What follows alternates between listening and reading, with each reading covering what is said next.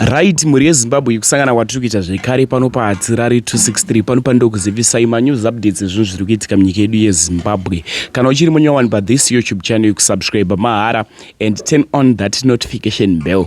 Tichingoti Mwari ndimwari akanaka akatisvitsa muna 2026 tiri vapenyu. Muna mato kumunhu wese ndewekuti Mwari tichengetedzei kusvika tabata futi 2027 kusvika tazotorwa nenguva yaMwari. Hapana dotorwa nenguva isiri yaMwari, munhu wese anoda kurarama makore akawanda panyika. First update yandinayo update iye murume uyo anonzi Masters wekumufacos. Murume uyo anonzi Masters wekumufacos ndi businessman pachigeto iyo titomba tati ndiyo mbinga. Masters uyu ari kubuda iye achitaura kuti ndakaromba pavidhio rake ari kutaura ari kupenga ane mabhazi ane makombi akanyorwa kunzi Masters. Ari kutaura iye kuti ndakaromba zvandakarombera mabhazi ayaya pane mashoko azotaura ekuti inini ndaita mutete ne video apedza kuona video zvazo unofika comment section. That's why ndichifamba ne proof pama news updates. Tatione first update. Wawa pharmacy driving school makombi mabhazi nyika yeshe Musamarombera Mr. President isibukure kodwa yemozoti mamisisa mdala Right, muri yeZimbabwe. Next update iyo yemukadzi uyo akaroorwa nevarume 5 zvichiroti varume ava vari pachipare pamukadzi uyu ende zvitodzi vanogara musame house vese vakadaro varume ava vari 5 mukadzi ari mumwechete. Kana chiri chokwadi tiri kuti nyika uenda kumawere kana ari manyepo aiwa chiona ivega video ndinofamba neproof varuda kubhuka maadvertising ndinodedemura zve namba ndodzikanzi for bookings advertising usanonokezve nekuti vanhu vanozouya vakawanda. Tibate paWhatsApp kana phone call zvese tinoreplya. Much love. Hanzvadzi yangu iri pachipare vanogara vari 5 varume pamukadzi 1. Kutotanga kuzvinzwa zisati tambozvinzwa bai kuti mukadzi ungoita varume 5 wandau imwe uipona. Izvi zvinoshamisa izvi asati tambozvinzwa kana nokuti hakuna zvakadaro. There is a woman who I saw yesterday overflow call last week Sunday akati munhu waMwari namatira hanzvadzi yangu vakaroorwa vari 5 varume nemukadzi 1 vanogara naye 5. Kati munhu waMwari hanzvadzi yangu ikadzoka kumainongodzokera futi 5 vari kupi mai vavo.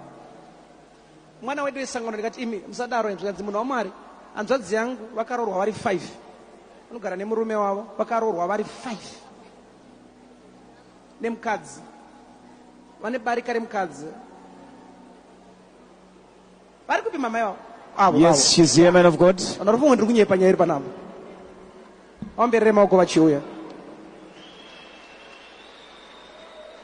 Mama uyai pamberi apo akunamatira maprayer request but tinotanga neyenye mimi because your prayer request your prayer request is shocking me.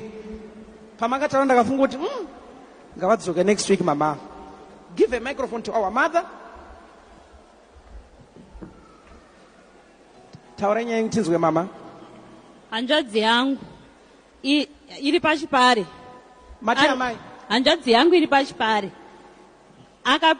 vanogara vari 5 varume pamukadzi 1. Hey, in this our land Zimbabwe. Yeah. Hey, Jesus, oh, not over this land, oh. This is a place. I'm sorry. You know, church. That's why I asked you in front of the people. But it's not.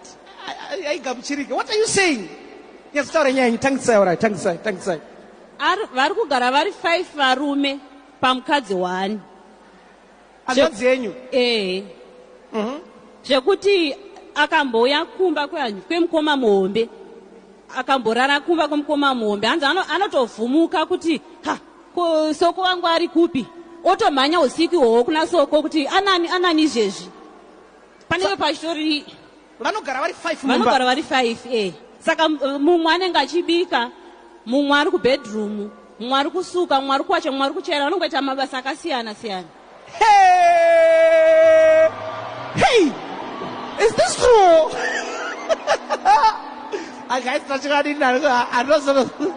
I've never heard this. Aiwa guys, ndikatosvenda tatouya kutozotwa kutoona kutoti aiwa akuna zvakadaro. Hatingatofambe. Motodini? What are you saying? Chokwadi prophet. Guys, are you hearing this? Is there something like this? Right, mama mati kudini? Dambudziko renyu nderei? Saka ndoda kuti abve zvipere zvese, kana kuri kana akadyisa arutse zvinhu zvese izvizvo, afuratire zvakadaro. Vanogara vari vangani? Vanogara vari varume 5. Saka zvese yakatonobvisa here? Sorry? Yakabvisa here kumba kwemukadzi hanzvadzi yenyu? Havana, vanhu vanongofarawo havo. Saka vakatoroorwa like? Vakaroorwa. Yaane mwana here hanzvadzi yenyu ikoko? Haana mwana. Haana kuchanisa, vamwe ndevane vana? Mbuya ivavo ndivane vana. Vevamwewo vari ipapo? Ayewo. Vevamwewo varume? Utu tumazera tudiki, hanzvadzi yangu ndeya 89. Mbuya ava vanenge vari kuma 50 something years. Saka hey, over my living bodo. Hey, are you hearing this? Are you hearing this?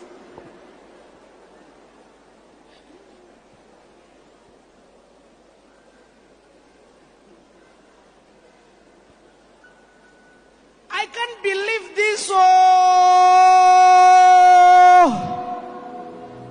All right. Amai, ngatitaure nyaya yedu zvakanaka panapa. That's serious. Amai, matambudziko renyu nderei panapa? njere hanzvadzi yangu yakaparikwa vari kugara vari 5 varume pamukadzi 1. Ine makore mangana hanzvadzi yenyu? Ari kuma 33, 34. Ko mukadzi wanogara naye ane makore Ma mangana? 50 something. Vanogara vari 5? Saka mumwe anenge achiita sei, mumwe achiita sei? Mumwe anenge achibika, mumwe achitsvaira, mumwe ari kubhedroom, achingoita akasiyana siyana. Mumwe achiwacha?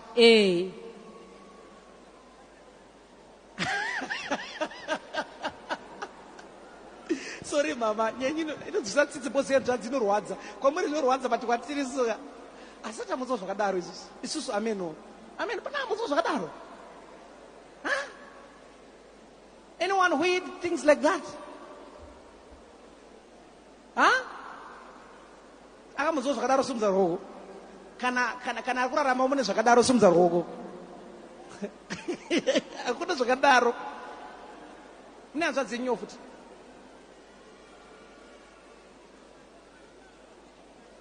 Right, gadzetinzwe. Mati mama, ini mubvunzo wangu uri kuti varume zvavari 5 vari kuenda kubasa here vachigara nemukadzi 1? Ndopane mubvunzo wangu ipapo. Vanoenda.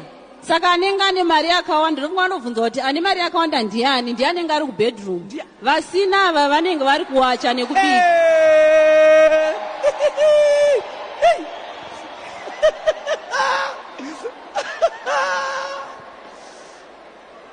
Wife allowance. Okay. Your wife allowance. What are you saying? Huh? Hey. Vana gogo ndimakura. Chitudzeo zvakadai. Zvinooneka here vana gogo wedu ari panapo. Tiudzeo. Isi rutonzwawo ndozo chaidzo, tinoti ndozo. Kutotanga kuzvinzwa tisati tambozvinzwa baizvo. Kuti mukadzi ungoita varume 5. Wandau imwe. Kuipona. Zvakaoma izvi. Zvatyisa samanyika. No achanodaro asikana. Gogo, muti kudini nazvo izvi? Izvi zvinoshamisa izvi. Asati tambozvinzwa kana. Zvokuti hakuna zvakadaro. Hakuna zvakadaro. Gogo, tibatsirewo.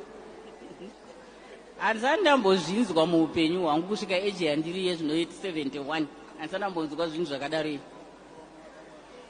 Hey. Hey. Hey. Mama kachikati kuna matre but nyenyuka. Irutitra fun. She told me, I said, you are lying. Come back next week. And she's sure. She's serious. So this is a lady here who came here seeking for prayer for a brother who is actually married to a polyandrist, which means a woman who has so many husbands, and a brother happens to be one of the husbands. And she is here seeking for prayer for this abnormal behavior of a brother man of God. Sakanai mama, zvimwe futi zvinoitika ikoko magariro avo. Mamwe magariro avo ndeapa muda kutitsanangurira. Aratongovarombe. Akangoshanda anoendesa mari. Akangoshanda chero akangwana kana $2 chai. Andowanika kuti anotenga dringi rokuti aendese ikoko. Hapana chaanacho, hapana. Ko mukadzi uyu anoenda kubasa here mama? Anoshanda mubhawa. Vachigara vese. Sa hamusina muroora?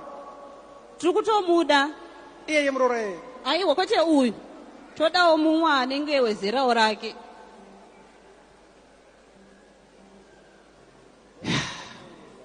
Vachigara iwe. Ane 4 years. Vachigara vese ipapo.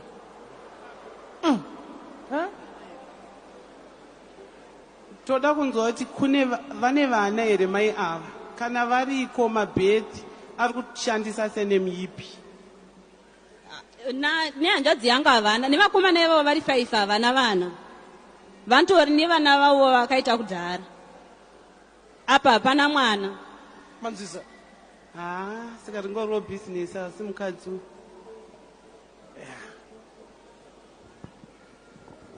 Hello? Ini mubvunzo wangu uri pakuti sezvo vane 4 years vachigara nemunhu uyu, imimi sehama munomboshanyawo here kana kuti pavarume ava 5 pane hama dzavo dzinomboshanyairwa nekwa chichienda kwani? Ikoko handisati ndambosvikako zvangu, but panodzoka pamba pehanzvadzi yangu ndopandinongomonera 2 minutes. Ukada kutaura naye nyaya idzodzo dzokuti kwewo uri kutsvage kuchemberi, andobva ati musati akutopopota akutoenda. Hatombodi kuzvinzwa. Before 3 weeks, your brother will be here. Amen. I receive. Yes, thank you, Jesus. Whatever zvakaitika paari, it's coming out. Touch your stomach. We are using you as a point of contact to your brother. Close your eyes.